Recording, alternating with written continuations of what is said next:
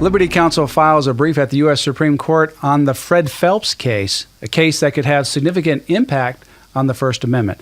I'm Matt Staver, founder and chairman of Liberty Counsel and dean of Liberty University School of Law. Joining me is Sean Akers, the dean of the Helms School of Government at Liberty University and director of cultural affairs for Liberty Counsel.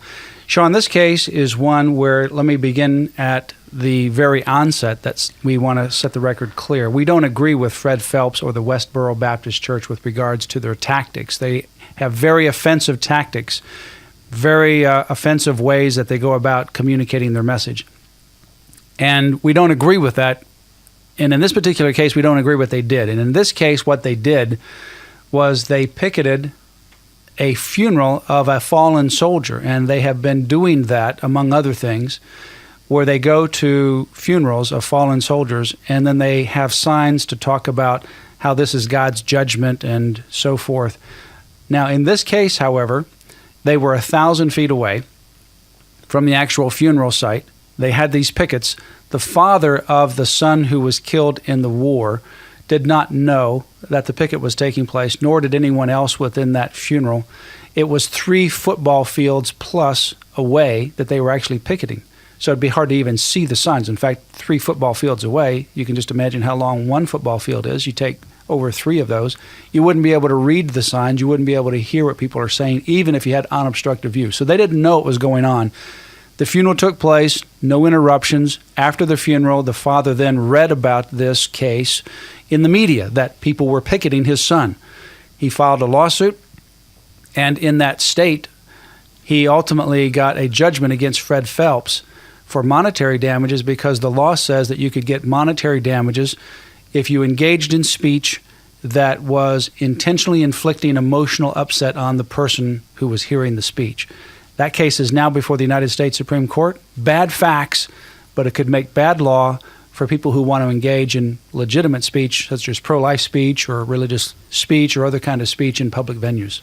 Matt, this is one of the great conundrums of freedom and liberty. The fact is that when somebody does something absolutely egregious like this, oftentimes it opens an opportunity for the law to be misused and applied in such a way. It has such moral force behind it that we can make decisions that come back to haunt us. And in this particular case, while what these people did was despicable, setting that precedent could be a dangerous thing. That's right. In fact, our brief that we filed at the U.S. Supreme Court says at the very beginning that we disagree with and are repulsed by and distance ourselves from Fred Phelps and the content of his message and the tactics in which he conveyed the message. But there's a broader First Amendment issue.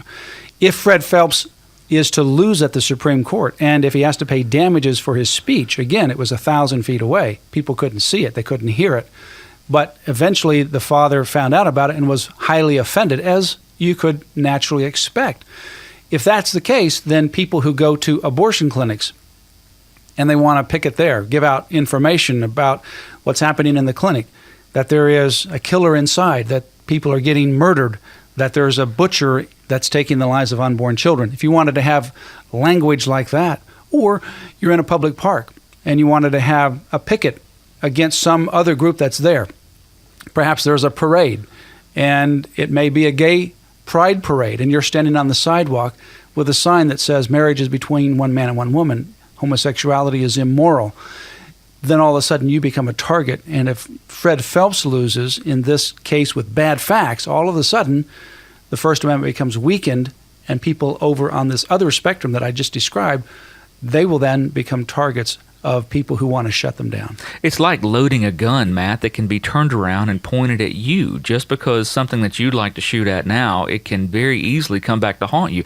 It hasn't been that long ago that the Supreme Court had to wade through a very similar issue in the Scheidler v. Now case, the Scheidler v. National Organization of Women case, where we had to literally ask the question of whether there was a floating bubble zone around abortion clinics where if you happened to be there to talk about abortion, you couldn't come within so many feet, and all these extra restrictions that don't apply to any other kind of social protest, but they apply particularly to abortion. That's the thing that concerns a lot of us the most about a case like this, because what winds up happening is you have a case with the moral force to push it through like this, but then it's selectively applied to religious and conservative social issues later. That's another problem. You set this precedent, and then people have an emotional reaction to it, and their emotional reaction is, no, he shouldn't be allowed to do that. That's very insulting. These are people who fought and died in the war. It's insulting to say these kinds of things, and it clearly is. There's no question about it. So let's punish him here. Then you set that general precedent, and then you apply it only against other speech that you don't like, such as pro-life speech. Abortion clinics apply it against pro-lifers, which you already have this abortion distortion of the law, where you might be able to engage in certain kinds of activities if you're a labor picketer, but not if you're an abortion picketer. Or you apply it in these other situations where, for example, what this individual wants to have as a precedent at the Supreme Court is that the people at the funeral are captive audiences. And he says, well, you're a captive audience in this funeral, so you don't have any choice. Therefore, you ought to restrict the First Amendment.